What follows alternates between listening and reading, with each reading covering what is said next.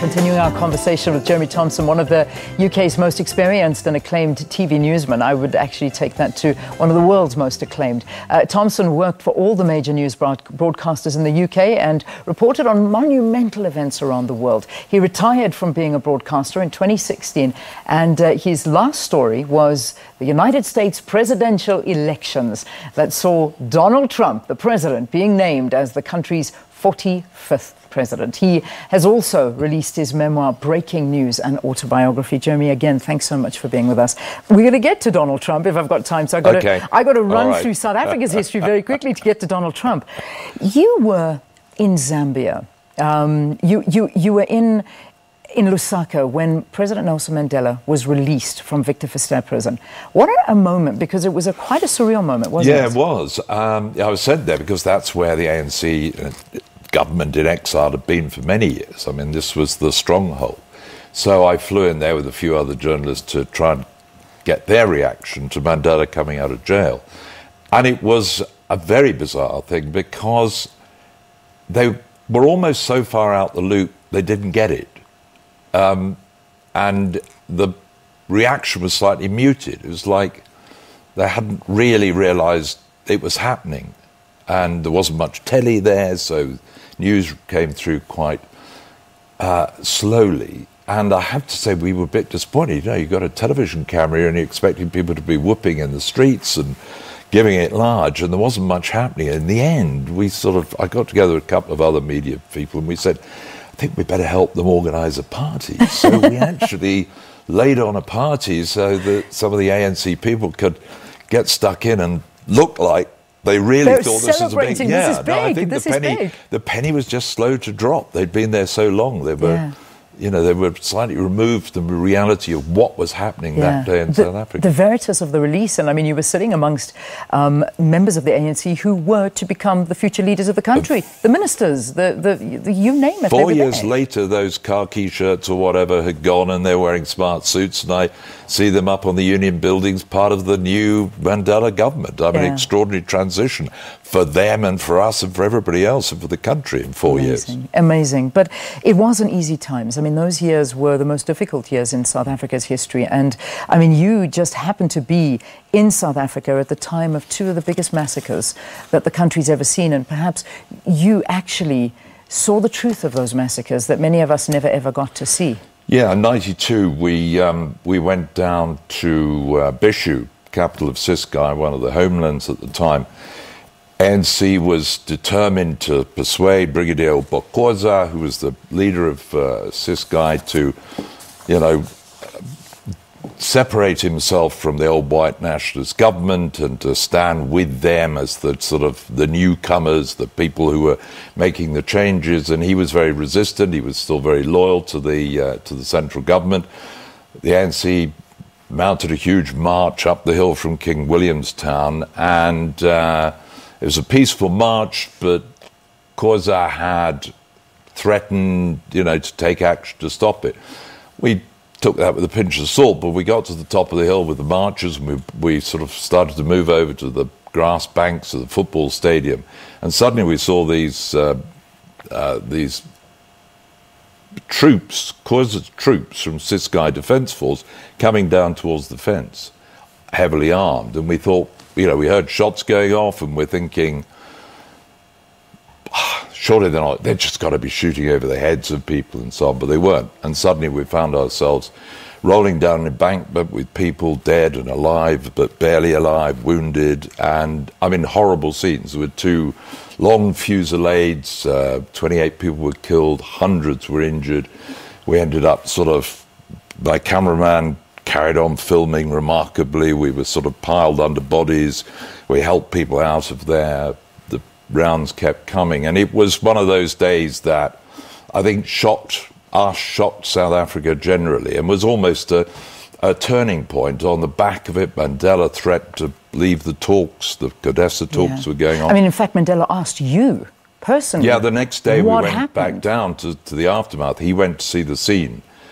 And much to my surprise, he said, Jeremy, and I mean, I was always amazed. This guy who had so much on his shoulders could always remember my first name and all the other foreign correspondents by their first name.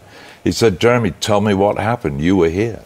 And I suddenly became his eyewitness and helped to talk through what I'd seen happening and to explain the awfulness of it all. Yeah, amazingly. I mean, you were there for the Boipatong Massacre as well, which I won't get into, but that also devastating blackness on our history. But this, when you were talking in Ciskei, there was a young man there at the time who was leading these guys, these troops, these ANCs. He was a young man named Cyril Ramaphosa. Yeah, he was. Yeah. Now I remember talking to Ramaphosa with his nose in the dirt. There was Ronnie Castro's beside him and a whole load of the other leadership of the ANC at the time, sort of, face down in the dirt, avoiding the bullets, and us trying to sort of crawl along to interview them. And I think they were as shocked and horrified as anybody else. Yeah.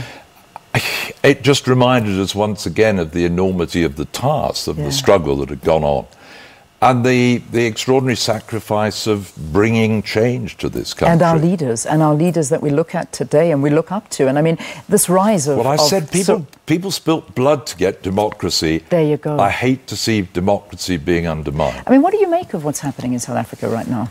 Well, as the old Chinese curse goes, we live in interesting times. You've got Zexit, we've got Brexit, you've got Trump in the States. I'd say there's a bit of a leadership crisis going on in the world. But I feel hugely close to South Africa. It's sort of, the dirt's under my fingernails. I've had blood spilt on me from South Africa. I've seen the changes. I've seen what people gave up to bring democracy. I believe in the people of South Africa. They're good-hearted people. They're resilient people. They're kind people. And they eventually got the democracy they deserved. And the democracy means they vote someone in, and that person is accountable to them. That person, for a time, helps to run their country for them. That's all it is. Yeah. The people should have the say. The people deserve honest, fair leadership, strong leadership that will take them forward, rather than what it feels like a country slightly marking time at the moment, slightly lost. And certainly when you look in from outside, you realise that people are sort of raising their eyebrows a bit at what's going on. And I can't say it's good for inward investment in the country. You wonder about tourism in the country, those things, when people are questioning how the country's run. Yeah. So hopefully this will resolve itself swiftly. The country deserves it.